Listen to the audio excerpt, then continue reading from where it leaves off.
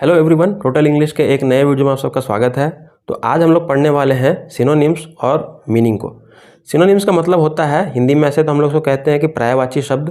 पर्यायवाची शब्द यूजुअली वैसे शब्द को कहते हैं जिसका अर्थ एक जैसा होता है। मतलब अर्थ एक जैसा होने का मतलब हम लोग कह सकते हैं सेम मीनिंग होता है। ठीक है, क्या होता है?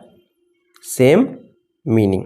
तो सेम मीनिंग होता है, लेकिन एक ही मीनिंग को बताने के लिए डिफरेंट वर्ड्स का हम लोग क्या करते हैं, यूज़ करते हैं। इसे ही हम लोग सिनोनिम्स कहते हैं। तो सिनोनिम, एंटोनिम, इस तरह के वर्ड्स को सीखना आपके वोकैबुलरी को बेटर करता है, आपका वर्ड पावर स्ट्रांग हो जाएगा और आप लैंग्वेज पर अच्छी पकड़ बना सकते हैं। तो आज की वीडियो में हम लोग क्या देखने वाले हैं, हम लोग देखेंगे कि कौन कौन से वर्ड्स हैं। जैसे कि मान लीजिए ये सिनोनिम है, तो सिनोनिम एक वर्ड का मैंने 4 वर्ड बताया, ठीक है, एक ही मीनिंग का, जिसका मतलब है सेम, एक्सप्रेसिंग ग्रेट जॉय। तो इस तरह के 4 वर्ड को आप सीख गए, जुबिलेंट, डिलाइट, जॉय, एक्सल्टेंट। मैं बस बता रहा हूँ कैसे हम लोग पढ़ने वाले हैं। फिर उसके बाद मैं एक्सरसाइज करवाऊंगा वीडियो के एंड में। एक्सरसाइज में मैं कुछ क्वेश्चंस पूछूंगा रैंडमली, जो कि इन्हीं वर्ड्स, जो आज मैं वर्ड सिखाऊंगा उसी से बिलोंग करेंगे। तो इससे क्या होगा, इससे आपका रिवीजन भी हो जाएगा और प्रैक्टिस भी हो जाएगा। ठीक है, तो चलिए बिना किसी देरी की वीडियो को स्टार्ट करते हैं। तो चलिए सबसे पहले वीडियो को स्टार्ट करते हैं। यहाँ पर आपको दिख रहा होगा सामने में कॉलम दिया हुआ है। कॉलम में सबसे लेफ्ट हैंड साइड में है सीरियल नंबर 1 2 3, फिर है सिनोनिम्स, और उसके बाद आखिरी वाले कॉलम में उसके अर्थ को दिया हुआ है, मीनिंग दिया हुआ है। ठीक है, सबसे पहला वर्ड जो है वो है जुबिलेंट। तो जुबिलेंट जो है, जुबिलेंट का यूँ तो अर्थ होता है एक्सप्रेसिंग ग्रेट जॉय, मतलब खुशी व्यक्त करना। मतलब अब इसको हम लोग दूसरे वे में कैसे बोल सकते हैं, तो डिलाइट बोल सकते हैं, जॉय बोल सकते हैं, एक्सल्टेंट कह सकते हैं। मतलब अगर आपको खुशी व्यक्त करना है, इस वर्ड को आपको यूज़ करना है लैंग्वेज में, सेंटेंस में, तो आप इन चारों तरीके से इसको यूज़ कर सकते हैं। ठीक है, तो ये हो गया पहला वर्ड, जुबिलेंट, डिलाइट, जॉय या एक्सल्टेंट। चारों का मतलब क्या होता है? एक्सप्रेसिंग ग्रेट जॉय, मतलब बहुत अधिक हर्ष, आनंद, खुशी व्यक्त करना। ठीक है, एक्सप्रेस मतलब होता है व्यक्त करना। ठीक है, आगे देखते हैं। नेक्स्ट वर्ड है हमारा मिस्टीरियस। देखिए, ऐसे तो यहाँ पर सबसे पहले आप समझिए कि वर्ड, आप एक नंबर जो दिया हुआ है, एक नंबर में आप एक वर्ड नहीं सीख रहे हैं, आप एक नंबर में जितना वर्ड दिया हुआ आप उतने वर्ड सीख जा रहे हैं। तो नंबर 1 में आपने टोटल 4 वर्ड सीखा, उसी तरह 2 नंबर में बताऊंगा तो उसमें आप टोटल 3 वर्ड सीखेंगे। इस तरह से आपको टोटल काउंट कीजिएगा तो बहुत सारे वर्ड्स हो जाएंगे। ठीक है, तो चलिए सेकंड पे आते हैं। सेकंड नंबर है हमारा मिस्टीरियस। मिस्टीरियस का मतलब यूँ तो होता है कोई चीज़ अगर हिडन होता है, मतलब छुपा हुआ होता है, या फिर नॉट ईजिली अंडरस्टूड, मतलब जो हमें आसानी से समझ में ना आए। ठीक है, तो उसे हम लोग मिस्टीरियस कहते हैं। और इसके सिनोनिम्स हो सकते हैं जैसे कि ऑकल्ट या एब्ट्रूस। मतलब ऑकल्ट या एब्ट्रूस, देखिए आप यूजुअली इसके यूज़ को जल्दी नहीं देखते होंगे।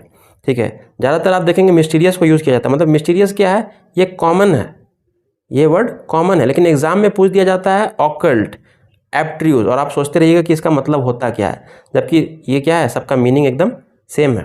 ठीक है, मीनिंग होता है कोई चीज़ छुपा हुआ है या कोई राज है जो कि हमें अच्छे से समझ में नहीं आता है, नॉट ईजिली अंडरस्टूड। ठीक है, तीसरा नंबर पे क्या है, लेजिबल। लेजिबल का मतलब होता है कैपेबल ऑफ बीइंग अंडरस्टूड, मतलब जो समझ में आए।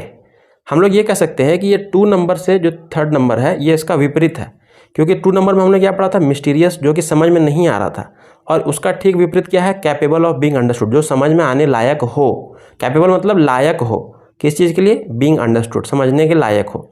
तो लेजिबल का मतलब है कैपेबल ऑफ बीइंग अंडरस्टूड, और इसके सिनोनिम है क्लियर या कोहेरेंट। बोल सकते हैं ना, ये मीनिंग मुझे क्लियर है, या ये मीनिंग मुझे कोहेरेंट है, मतलब मुझे अच्छे से समझ में आ रहा है, या फिर हम लोग कह सकते हैं लेजिबल है। ठीक है, तो 3 और नए वर्ड हमने सीख लिए। अब आते हैं नंबर 4 पे। नंबर 4 पे है अफ्रेड। अफ्रेड का मतलब तो होता है स्टेट ऑफ फियर या पैनिक, मतलब डर या घबराहट, या हम लोग भय भी कह सकते हैं हिंदी में इसको। ठीक है, तो इसको हम लोग इंग्लिश में और कौन कौन से वर्ड से व्यक्त कर सकते हैं, तो हम लोग लिख सकते हैं स्केयर्ड या फ्राइटेंड। ठीक है, क्या उच्चारण है, फ्राइटेंड और स्केयर्ड। उच्चारण ठीक से कीजिएगा, अफ्रेड। तो तीनों का अर्थ यही होता है कि अगर कोई व्यक्ति डर में है या भय में है, तब हम लोग इस वर्ड का प्रयोग कर सकते हैं। ठीक है, आते हैं नंबर 5 के ऊपर। नंबर 5 है डिस्क्लेम। डिस्क्लेम का मतलब होता है टू डिनाई या रिफ्यूज़, मतलब किसी चीज़ को मना कर देना। जब हम लोग किसी चीज़ के बारे में मान लीजिए कोई पूछता है तो हम लोग अगर मना कर देते हैं तो उसको हम लोग डिनाई कहते हैं, डिनायल कहते हैं। ठीक है, डिनाई से ही बनता है वर्ड डिनायल। ठीक है, तो डिनाई यहाँ पर आपको इसका सिनोनिम भी दिख रहा है। और डिसअवॉव, ये डिसअवाउ, डिस्क्लेम या डिनाई, तीनों देख रहे हैं डी से है ना। और तीनों का मीनिंग भी क्या है, किसी चीज़ को मना कर देना, ठीक है। अगला है नंबर 6 है डेलिकेट। डेलिकेट का मतलब होता है वीक या जो आसानी से टूट जाए, इजीली ब्रोकन। जैसे कि मान लीजिए कोई शीशे का ग्लास है तो वो हम लोग कहेंगे बहुत डेलिकेट है। तो उसके लिए डेलिकेट के अलावा हम लोग डेलिकेट इसलिए कहेंगे क्योंकि वो बहुत आसानी से टूट सकता है, उसको बहुत ध्यान से रखने की ज़रूरत है।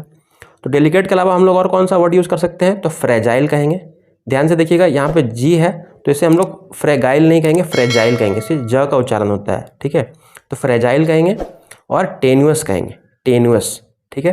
तीनों को हम लोग सेम मीनिंग के लिए इस्तेमाल कर सकते हैं। उसके बाद मैं क्वेश्चन आंसर भी करवाऊँगा, जो आपका इसी के ऊपर एक्सरसाइज होगा, ठीक है। क्वेश्चन प्रैक्टिस हम लोग करेंगे ताकि आपका इसमें रिवीजन हो जाए और आपको चेक हो जाए कि आप कितने अच्छे से वीडियो को देखें। आते हैं नंबर 7 पर। नंबर 7 में दिया हुआ है एम्यूज़। एम्यूज़ का मतलब होता है entertain in a playful manner, मतलब किसी को इंटरटेन कराना, ठीक है, इंजॉय कराना, कह सकते हैं इंजॉय करा रहा है या इंटरटेन करा रहा है, ठीक है। तो एम्यूज़ इसको हम लोग कहते हैं। तो एम्यूज़ को हम लोग और कितने तरीके से कह सकते हैं, हम लोग कह सकते हैं डिस्पोर्ट या फ्रॉलिक। तो एम्यूज़ देखते होंगे आप, बहुत कॉमनली यूज़ किया जाने वाला वर्ड है, बट डिस्पोर्ट और फ्रॉलिक है थोड़े रेयरली यूज़ किए जाते हैं। बट एग्ज़ाम में ऐसे ही वर्ड्स पूछा जाता है जो कि ज़्यादा हम लोग आमतौर पर यूज़ नहीं करते हैं, बट फिर भी इम्पॉर्टेंट होते हैं। तो चलिए अगला वर्ड देखते हैं। नंबर 8 में क्या है, नंबर 8 में जो वर्ड है वो है एसेंट। एसेंट का मतलब होता है एक्ट ऑफ राइजिंग या एलिवेट, मतलब ऊपर की तरफ उठना, ठीक है। एक्ट ऑफ राइजिंग, राइजिंग का मतलब ही होता है ऊपर की तरफ उठना, या एलिवेट को भी वही कहते हैं। एलिवेट मतलब ऊपर की तरफ जाना, जैसे एलिवेटर होता है, लिफ्ट को हम लोग एलिवेटर भी कहते हैं ना, जो लिफ्ट चलता है उसको एलिवेटर भी कहते हैं, ठीक है। एसेंट के अलावा हम लोग यहाँ पर कह सकते हैं इसको एक्लिविटी या क्लाइम। तो क्लाइम ऐसा वर्ड है जो कि आपने बहुत जगह सुना होगा। क्लाइम करना मतलब जैसे कोई पहाड़ चढ़ रहा है तो पहाड़ को ऊपर की तरफ चढ़ रहा है तो क्लाइम कहते हैं, और इसे हम लोग एक्टिविटी भी कहते हैं। तो एक्टिविटी थोड़ा रेयर यूज़ करने वाला वर्ड है, लेकिन इसको जानना बहुत ज़रूरी है, ठीक है।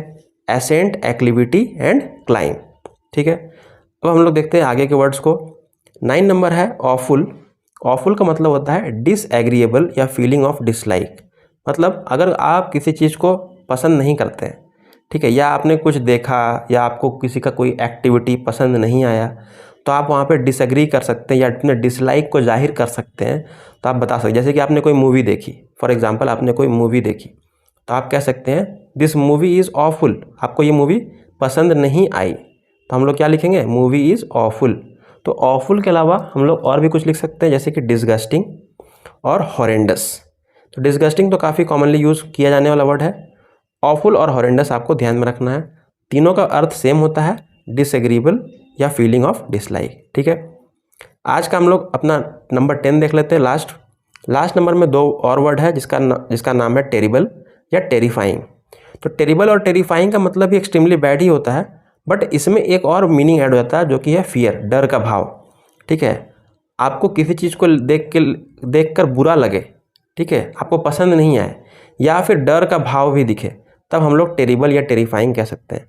चलिए, ये तो हो गए हमारे 10 आज के वर्ड्स। तो 10 वर्ड इसको नहीं कहना चाहिए, क्योंकि अगर हम लोग हर लाइन में 3-3 वर्ड भी सीख रहे हैं तो 10 × 3 एक्चुअली हमने 30 वर्ड सीख लिए, ठीक है। एक वीडियो में 30 वर्ड सीख लिए तो कोई बुरा नहीं है। आने वाली वीडियो में मैं और भी वर्ड सिखाऊंगा। तो सबसे पहले हम लोग थोड़ा एक्सरसाइज करते हैं। एक्सरसाइज में मैं कुछ क्वेश्चन पूछूंगा जो कि इन्हीं वर्ड्स के ग्रुप से बिलोंग करेगा, ठीक है। चलिए, पहला क्वेश्चन है हमारा। पहला क्वेश्चन है the service at the restaurant is extremely bad. तो यहाँ पर जो अंडरलाइन किया गया है एक्सट्रीमली बैड, इसमें से ये चारों का कौन सा मीनिंग होगा, ठीक है। एक्सट्रीमली बैड का मतलब इन चारों में से कौन सा सही होगा, आपको ये बताना है। तो the service at the restaurant मतलब रेस्टोरेंट का जो सर्विस था वो बहुत बुरा था, एक्सट्रीमली बैड था। तो आपको जानना होगा एक्सट्रीमली बैड के लिए हम लोग कौन सा वर्ड यूज़ करते हैं। तो एक्सट्रीमली बैड के लिए हम लोग क्या क्या यूज़ कर सकते हैं, एम्यूजिंग, टेरिबल, ऑकल्ट या फ्रेजाइल। तो देखिए, ये चारों वर्ड हमने अभी अभी पढ़े हैं। एम्यूजिंग का मतलब हमने क्या पढ़ा था, तो आपको रिवीजन करना है तो फटाफट ऊपर आइए। एम्यूज़ का मतलब हमने पढ़ा था कि entertain in a playful manner. Entertain तो नहीं हो सकता क्योंकि बैड बोल रहा है। फिर दूसरा था टेरिबल। हाँ, टेरिबल का मतलब एक्सट्रीमली बैड हम लोग बोल सकते थे। ठीक है, मैंने बताया था कि अगर आपको किसी चीज़ को देखकर बुरा लगता है या फिर फियर का भाव, डर का भाव हो, तो हालांकि यहाँ पर फियर का भाव नहीं, लेकिन यहाँ पे बैड का फीलिंग है, तो हम लोग यहाँ टेरिबल वर्ड को यूज़ कर सकते हैं। ऑकल्ट और फ्रेजाइल का मतलब क्या था? ऑकल्ट यहाँ ऊपर में मैंने दिखाया था, नंबर 2 में आप देख सकते हैं। ऑकल्ट का मतलब होता है मिस्टीरियस, तो कोई रहस्यमयी चीज़। और फ्रेजाइल का मतलब क्या था? कोई कमज़ोर, वीक चीज़। तो ये चारों तो यहाँ पे हो नहीं सकता है। ठीक है, तो इस तरह से पहला का आंसर क्या हो जाएगा? टेरिबल। नंबर 2 पे आते हैं। We saw an anxious mood that was clearly legible upon her face. हमने क्या देखा? उसका एंक्शियस मूड था, जो चेहरा था व्याकुल था।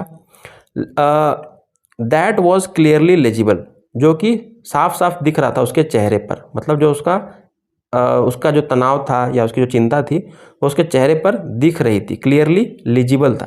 तो लिजिबल का मतलब हमने पढ़ा था क्या होता है? हिडन होता है, वीक होता है, अंडरस्टूड होता है या हैप्पी होता है। तो हिडन वीक तो होगा नहीं, अंडरस्टूड होगा। ठीक है, देखिए आपको मैं फिर से दिखा दे रहा हूँ। लेजिबल कितना नंबर पे था? लेजिबल हमारा है नंबर 3। नंबर 3 है लेजिबल, मतलब क्लियर या कोहेरेंट, मतलब जो स्पष्ट हो। इसको हम लोग कह सकते हैं जो स्पष्ट हो, साफ साफ दिखे, तो उसके चेहरे की जो भाव है वो साफ साफ दिख रही है, इसीलिए यहाँ पर वो अंडरस्टूड है, समझ में आ रहा है।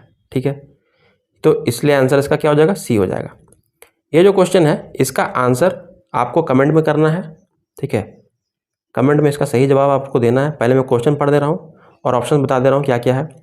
तो क्वेश्चन है, Rahul entertained his younger brother with silly games.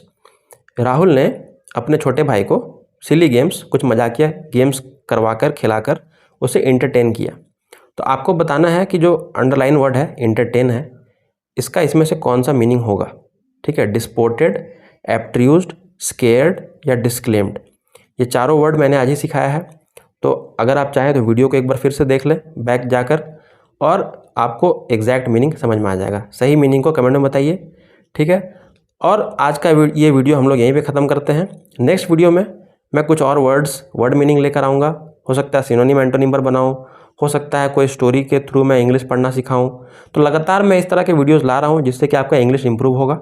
ठीक है, या फिर कोई ग्रामर से रिलेटेड कोई नया टॉपिक भी हो सकता है। अगर आप स्पेसिफिकली किसी टॉपिक पर वीडियो चाहते हैं तो वो भी आप कमेंट में लिख सकते हैं। ठीक है, चलिए मिलते हैं नेक्स्ट वीडियो में। Thank you so much for watching the video. Do like my video, share it with your friends and subscribe to my channel total English.